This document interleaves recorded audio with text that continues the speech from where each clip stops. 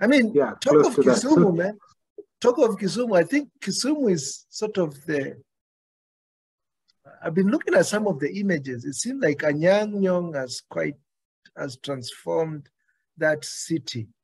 The images I've seen, I haven't been to Kisumu for a while, but the images I've seen, has made Kisumu like one of our major nice cities that we really need to be proud of. It really needs to be elevated. We were just talking offline, and I was saying that Kenya, when you think of Kenya and how we position ourselves mostly around tourist destination, of course, Nairobi being the capital, it's highly mentioned. Mombasa, of course, because one, it's by the sea, it's a coastal town. Of course, we promote our national parks and the like. But it's sort of Kisumu is overlooked. And I feel that the Kenya story will be highly improved if we focus on Kisumu and what it has become. Look at making it a conference destination. Look at making it a holiday destination by moving hotels there. I don't know, what are your thoughts on how we can elevate Kisumu really to take up its rightful position in terms of one of the major cities in Kenya, and an attractive city, I must say, very clean, very organized. I think now it's probably maybe one of the cleanest, if it's not the cleanest city in Kenya. I think it has been mentioned a number of times as one of the cleanest cities in Kenya, I would say so, and probably very organized as well in terms of its access areas and I would say the streets quite organized, and much more is still going to happen.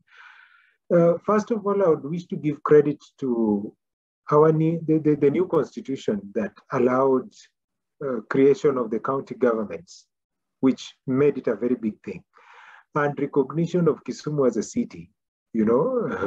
Starting with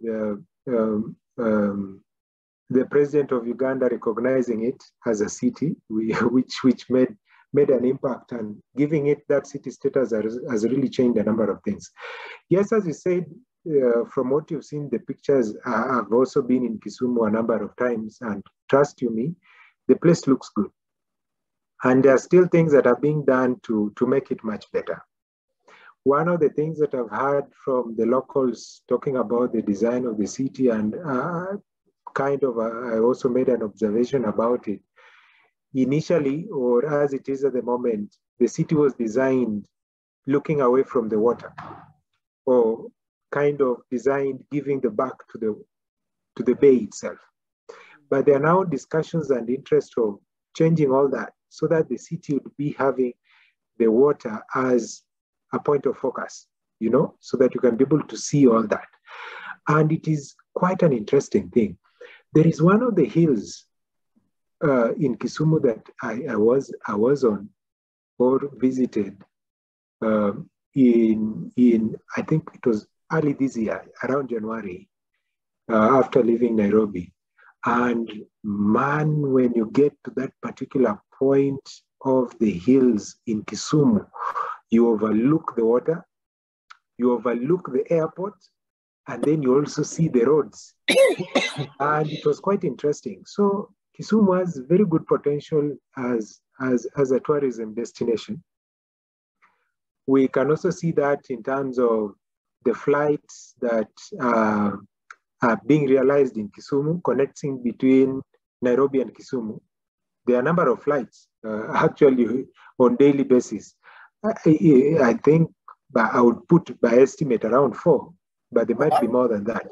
4 flights in a day, arrivals and departure, but I think it is likely to be more than that. We could even check it on internet. So they are doing fine. So there's that room of connection between Nairobi and Kisumu, not only road, but by air, so making it very good. As you talk about a conference venue, that can also make it very good, because we've seen Kisumu host a number of activities for the country and also for the region. Like most recently, there was a UN meeting, which was actually a global meeting that happened in Kisumu, though it did not receive that much publicity.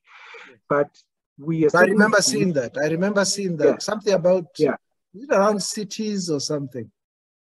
yeah, I think it was a meeting to do with cities, if I'm not wrong.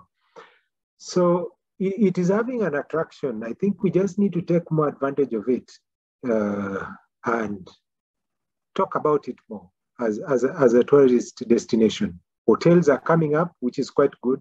A number of hotels are building and they're coming up so well. So I think those are things that can be used and they will help improve the livelihoods of the people. There is also something that I think I need to mention. The airport was given a clearance to be able to transport fresh produce from Kisumu straight out of the country. So somebody does not need to get clearance of their horticultural products, probably ship it to Nairobi for an agency to take it out, but they can just take it at the airport, they will do the handling, and then it will just be transferred at Nairobi, get it to another flight, and out it goes of the city. So that clearing or the handling of horticultural produce, if I'm not wrong, is already provided for at the Kisumu airport. So that's already an advantage. And there are already discussions, again, if I'm not wrong, around landing of international flights.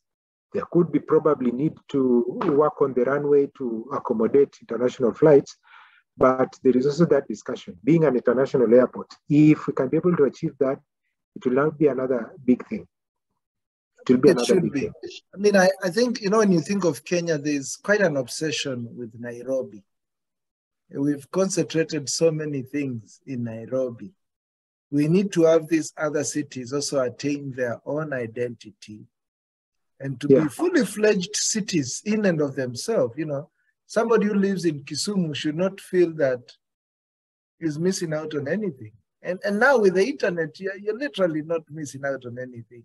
You can have, and I think what the internet has done, and particularly this paradigm shift that we have gone through following COVID, now we can decongest the cities. I know there was actually a lot of people who left Nairobi to go to their own, probably their home counties. And all they need, actually I have a friend, he was actually an employee of ours. He later left and went to join another company. The last time I spoke to him, he told me he left Nairobi, he lives in Makueni. And he tells me he does all his work and he's a developer. He has internet and he can still be able to work and service all the needs of his organization from Makueni. Exactly. It doesn't need to be in Nairobi. Yeah, actually, when you talk about connectivity, I've interacted also with a few people who are in Kisumu and are able to do jobs or work online, for people who are within the country and outside the country, at their comfort. So they are kind of helping people be able to have livelihood, and that creates business within those particular places, and it is something that can spur growth within those particular places. Kisumu has quite changed from, I think, what I would see it in the late 90s or early 2000s to what it is today. It has quite changed.